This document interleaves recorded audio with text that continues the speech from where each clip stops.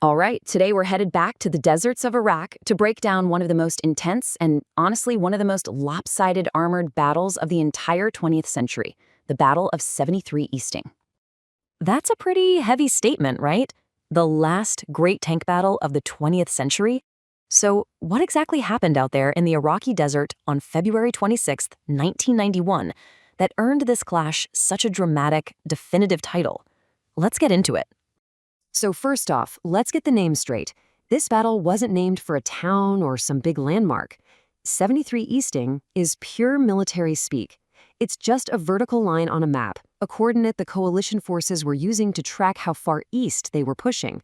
But as it turns out, this one particular line in the sand was about to become the epicenter of an absolutely ferocious armored clash. Okay, so how did these two massive armies end up on a collision course right here? Well, this was no accident. This battle was the direct result of a really, really audacious plan. The plan, officially known as Operation Desert Saber, was famously nicknamed the Hail Mary by General Schwarzkopf himself. And you can see why. Instead of just punching straight into Kuwait, the coalition forces pulled off this massive left hook, swinging way out into Iraq to get behind the enemy, trap them, and just completely annihilate their best units, the Republican Guard.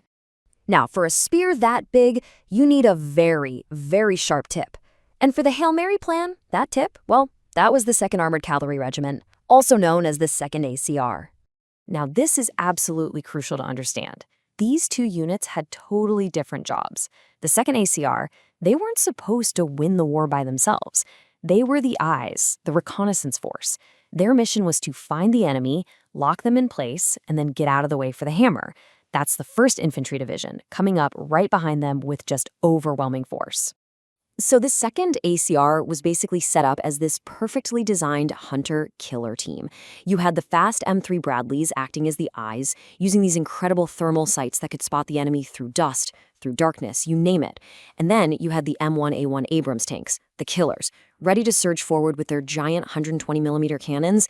It was a seriously lethal combination of scouting and pure power.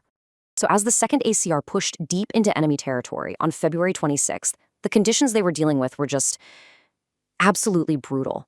It created a battlefield that was unlike anything else. The day just unfolded at lightning speed.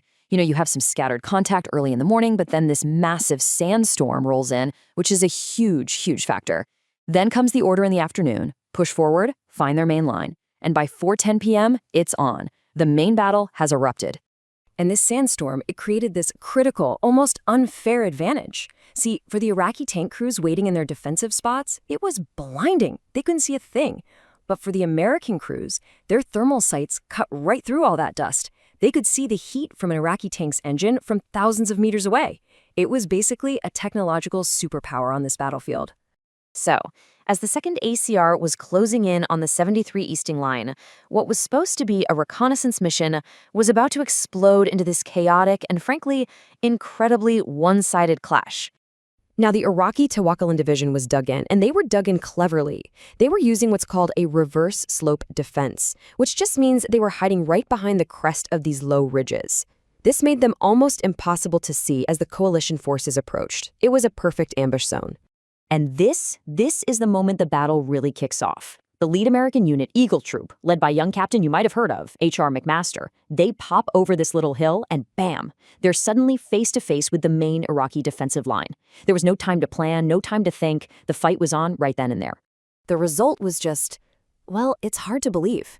In less than half an hour, 23 minutes, a single American cavalry troop destroyed 28 Iraqi tanks and a bunch of other vehicles, all without losing a single American soldier.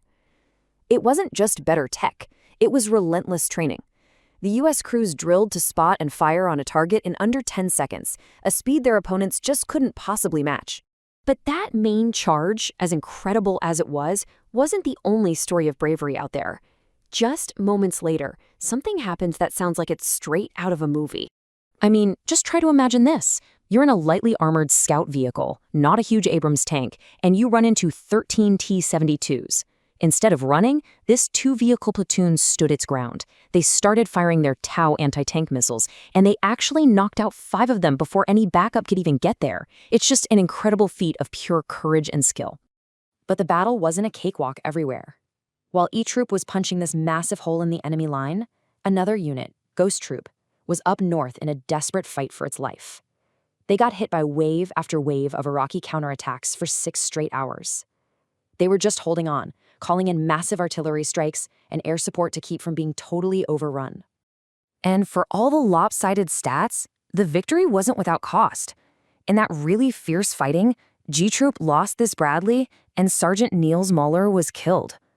It's a tragic and very real reminder of the human price of this battle. So by the time night fell on February 26th, the main fighting was over, and when the smoke from hundreds of burning vehicles finally started to clear, the scale of the victory at 73 Easting was just staggering. The numbers here really do tell the whole story. On the coalition side, the 2nd ACR lost 1 Bradley fighting vehicle, and tragically, 6 soldiers were killed. On the other side, the Iraqi Republican Guard lost somewhere between 600 and 1,000 soldiers, 159 tanks, and over 260 other armored vehicles.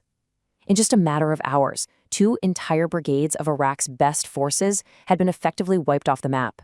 So in the end, the 2nd ACR did its job perfectly.